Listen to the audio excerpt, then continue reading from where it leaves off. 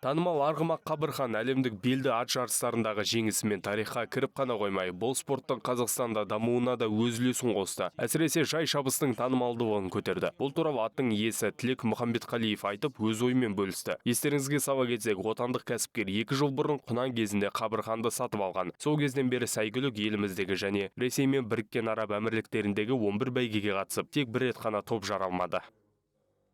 Эти кубки, которые мы Бұл біз жеңіп алған кубоктар. Ал мынау Дубайда алғаш топ жарғандағы жеңіп алған Ал Махтум челлендж. Биыл дүниежүзілік көшпенділер ойындары өтеді. Қабырханның жетістіктерінен кейін қазір елімізде көптеген адамдар тұқымы мықты арғымақтар ала бастады. Бұл жай шабыста Қазақстанның халықаралық аренадағы деңгейі мен беделін көтереді деп ойлаймын. в связи с Кабирханом достижения.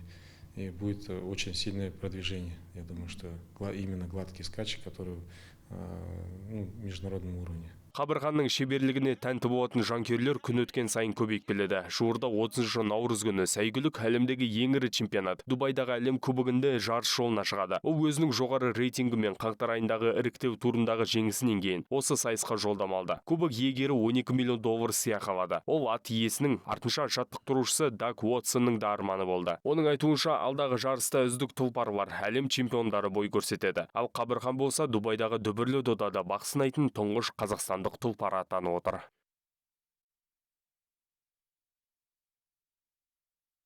Everything's going well.